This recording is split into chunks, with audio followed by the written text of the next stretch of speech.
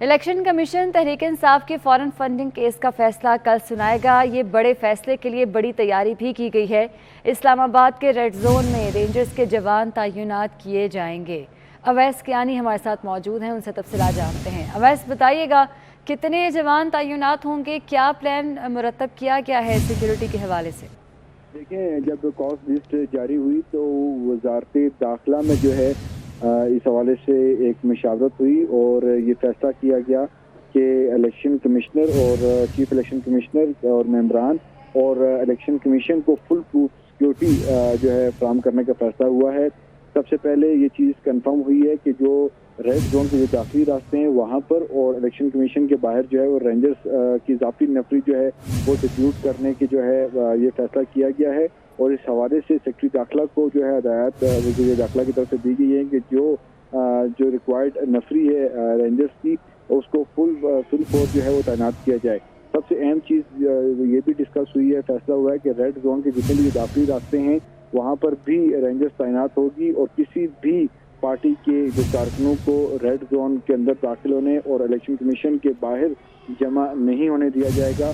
कल के फैसले के हवाले से वजारत दाखिला ने इस्लामाबाद पुलिस को भी हदायत जारी की हैं कि फुल प्रूफ सिक्योरिटी को जो है वो यकीनी बनाई जाए और किसी किस्म के नाखुशगवार वाक़े से निपटने के लिए जो है वो तैयारियाँ और उसके साथ CCTV कैमरे और सेफ सिटी को भी जो है कुछ अहकाम जो है वो दिए गए।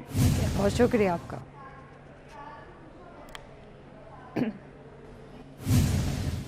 इलेक्शन कमीशन से पीटीआई फॉरेन फंडिंग केस का बड़ा फैसला कल आ रहा है। इसी पर बात करने के लिए हमारे साथ मौजूद हैं पीटीआई के बानी रुकन और केस के मुद्दई अकबर एस बाबर साहब, और उनके साथ मौजूद होंगे साबिक सेक्रेटरी इलेक्शन कमीशन कुंवर दिलशाद साहब।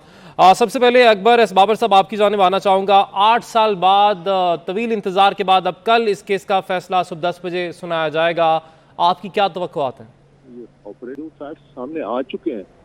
वो ये हैं कि बहुत बड़े पैमाने पे गैर मुल्की फंडिंग हुई है, गैर मुल्की शहरियों ने की है, गैर मुल्की कंपनियों ने की है। उसके बाद जो अकाउंट्स हैं उनको खुफिया रखा गया इलेक्शन कमीशन से। तो खुफिया रखने के बाद अकाउंट्स को डिसओन किया गया, लाताल्लुकी की गई। वो भी गलत बयानी थी जिनके सबूत मौजूद हैं कि वो अकाउंट्स को ये ऑपरेट कर रहे थे दिसंबर 2012 से। और सबसे बढ़ के कि पार्टी के चेयरमैन इमरान खान ने साल गलत बयानी की इलेक्शन कमीशन के सामने और गलत सर्टिफिकेट्स दस्तखत किए, जिसमें उन्होंने दावा किया कि पार्टी की कोई प्रोहिबिटेड फंडिंग नहीं है और इतने अकाउंट्स हैं। तो ये तमाम जो हैं ये फैक्ट्स एस्टैब्लिश हो चुके हैं। अब इलेक्शन कमीशन से सिर्फ यही तवक्को है कि जब फैक्ट्स एस्टैब्लिश हो जाए तो उस पर full force of the law यानी कानून पूरा लागू करें और बिना खौफ के, यानी किसके खिलाफ है, उसकी क्या फॉलोइंग है, उसके थोड़े फॉलोइंग है, ज़्यादा फॉलोइंग है, छोटी जमात है, बड़ी जमात है। वो क्यों? इसलिए कि हम अभी तक नजरिया ज़रूरत पे चलते आए हैं। हमने अपने कवानीन और कानून को और हमारे आइन को हमने नजरिया ज़रूरत के तौर पे इस्तेमाल किया। हमने कानून और आइन को नहीं लागू किया, जिसकी वजह से हम आज इस इंतशार का शिकार है।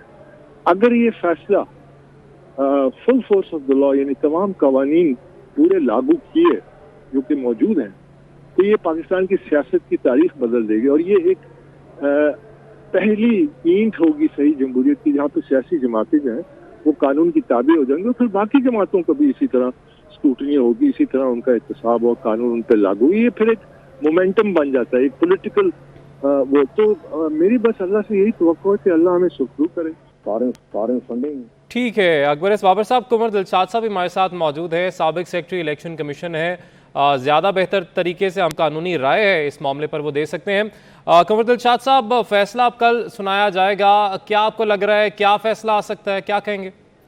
फॉरेन फंडिंग किसी पार्टी के खिलाफ साबित हो जाए तो फिर ये इसकी जिम्मेदारी वफाकी हुकूमत पर अदा हो जाती है, क्योंकि वफाकी हुकूमत के जो हमारा जो आइन का आर्टिकल 17 है उसमें ये लिखा हुआ है अगर कोई पार्टी फॉरेन फंडिंग में मुलव्वस पाई जाए तो उसके खिलाफ कार्रवाई करना वफाकी हुकूमत की जिम्मेदारी है। इलेक्शन कमीशन तो अपनी सिफारिशात देगा कि जो हमने जो फॉरेन फंडिंग थी या ममनुआ फंडिंग थी वो हमने भारतीय सरकार जब्त कर ली और ये पार्टी की जो है ये फॉरेन फंडिंग ममनुआ फंडिंग साबित हो गई है। अब हुकूमत पाकिस्तान जो है अपने आईनी और कानूनी तौर पर अपने फराइज अदा करे जो उनकी जिम्मेदारी है। लेकिन हमें नजर तो ये आता है ये वफाकी हुकूमत बहुत कमजोर बिगड़ पर खड़ी है, तो ये कुछ भी नहीं करेगी और इलेक्शन के पाकिस्तान जो है वो ममनुआ फंडिंग जब्त कर लेगा। और इसके साथ साथ जो अगर लेकिन इस फैसले के खिलाफ इमीडिएटली जो है वो तहरीक इंसाफ जो है सुप्रीम कोर्ट ऑफ पाकिस्तान में जा सकती है। पार्टी के चेयरमैन के बारे में यही है कि उन्होंने जरा गफलत का मुजाहरा करते हुए दस्तखत कर दिए कि मैं तस्दीक करता हूँ कि इसके अंदर कोई ममनुआ फंडिंग नहीं है। तो उसके ऊपर इलेक्शन कमीशन जो है अपनी सिफारिशात पेश करेगा कि जनाब इन्होंने जो हक़ाइक़ छुपाए या गलत बयानी से काम दिया तो उनके खिलाफ भी कार्रवाई इलेक्शन कमीशन करने का मिजाज है। और देखो उसके लिए थोड़ा लंबा चौड़ा प्रोसीजर होता है, वही हाई कोर्ट सुप्रीम कोर्ट जैसे आपको पता ही है हमारी अदालतें। तो जब भी ये फैसला आएगा तो इमीडिएटली इस तहरीक इंसाफ जो है इससे परेशान होने की जरूरत की नहीं है। उसके खिलाफ इलेक्शन कमीशन के खिलाफ प्रोपगंडा करना या उनको तज़दीक करना तजरीर करना ये छोड़े और अपना हक जो है सुप्रीम कोर्ट ऑफ पाकिस्तान में जाए, वहाँ सुप्रीम कोर्ट ऑफ पाकिस्तान फैसला कर देगी। सुप्रीम कोर्ट ऑफ पाकिस्तान हमारा सुप्रीम इदारा है, तो ये मामला होता है। लेकिन बहरहाल इसमें ज़्यादा हमारे मीडिया ने इस पर ज़्यादा हवा उठा दी। असल बात तो यह कि जंग आखिरी जंग जो लड़ी जाएगी वो सुप्रीम कोर्ट ऑफ पाकिस्तान। ठीक है, कुंवर दिलशाद साहब हमारे साथ सीनियर तजज़ियाकार सलीम बुखारी साहब भी मौजूद हैं, उन्होंने भी हम ज्वाइन किया है। सलीम बुखारी साहब बहुत शुक्रिया आपके वक्त का। अहम फैसला कल आने जा रहा है। कुंवर दिलशाद साहब तो ये कह रहे हैं कि पार्टी चेयरमैन के खिलाफ कार्रवाई की तो जा सकती है मगर बहुत लंबा चौड़ा प्रोसीजर है उसका। क्या लग रहा है आपको, की जाएगी इमरान खान साहब के खिलाफ कार्रवाई, उनको नाअहल करार दिया जाएगा या पार्टी पर आपको लगता है पाबंदी या कोई जुर्माना भी इलेक्शन कमीशन की जानिब से सुनाया जाएगा? देखिए, पहली बात तो ये है कि अकबर बाबर साहब ने भी अपना केस जो है वो बड़ी अच्छी तरह से एक्सप्लेन कर दिया है। कुंवर दिलशाद साहब हमारे नजदीक तो इलेक्शन कमीशन के मामला पे अथॉरिटी है, तो हम उनकी बात को भी सुनते हैं बहुत सीरियसली। गुजारिश ये है कि मैं तो सिर्फ इस बात से अंदाजा लगा रहा हूँ कि पीटीआई की तरफ से जिस तरह का रिएक्शन आ रहा है, खासतौर से इमरान खान साहब ने जो इलेक्शन कमीशन को सिंगल आउट किया हुआ है काफी अर्से से, उससे लगता है कि वो एंटिसिपेट कर रहे हैं कि कोई फैसला बहुत खतरनाक आने वाला है। जहां तक उनकी मुखालिफ पार्टियों का है, उनके दिल में अगर हो तो वो तो एक दिन भी सियासत ना करने दें इमरान खान साहब को। लेकिन जो पीटीआई की तरफ से खदशात है, जो पीटीआई की तरफ से एक तरह का पैनिक है, उससे यूं लगता है जैसे कुछ बड़ा होने जा रहा है। ये बात कुंवर दिलशाद साहब की बिल्कुल ठीक है कि अगर इसके ऊपर वो साबित कुछ हो भी जाता है तो उसके बाद पार्टी के खिलाफ या पार्टी की लीडरशिप के खिलाफ एक्शन लेने के लिए एक बड़ी लंबी चौड़ी कार्रवाई की जरूरत होती है। जो हमारे पास, अगर आपको याद हो, जो हैदराबाद में प्रोसीडिंग्स हुई थी रावलपिंडी कॉन्स्पिरेसी केस की, उसकी भी हमारे पास रवायत मौजूद है। फिर उसके बाद जो वली खान साहब की पार्टी जो है वो बैन हुई थी, नैब जो है, और फिर उसके बाद वो एएनपी बन गई। तो ये मिसालें मौजूद है, एक प्रोसेस अपनी जगह। लेकिन अगर इलेक्शन कमीशन फैसला ये करता है कि जो एलिगेशन लगाई गई है अकबर बाबर साहब की तरफ से वो दुरुस्त है, तो चाहे फैसला उनको जुर्माना करने का हो, चाहे फैसला उस फंड को जब्त करने का हो, फैसला तो खिलाफ ही है। इसका मतलब ये कि कोई ऐसी खिलाफ कानून हरकत हुई थी जिसके ऊपर जुर्माना किया जा रहा है, और उसको लेके जाहिर है इमरान खान साहब के मुखालफिन जो है वो बड़े तमतराक से लॉबिंग भी करेंगे, प्रोटेस्ट भी करेंगे, जिसका इंडिया पहले से दे दिया हुआ। इमरान खान साहब ने कॉल भी हुई है कि इलेक्शन कमीशन का घेराव करेंगे और प्रोटेस्ट होगा उसके खिलाफ। तो मुझे ना उनके जो स्टेट ऑफ पैनिक है उससे ये लग रहा है कि उनको खतरा है कि कुछ ना कुछ डेंजरस होने वाला है।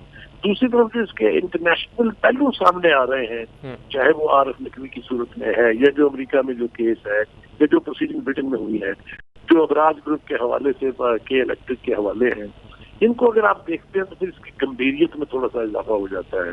तो मेरे ख्याल से कल फैसला आने से पहले कोई जजमेंट पास करना जो है वो मुमकिन नहीं होगा।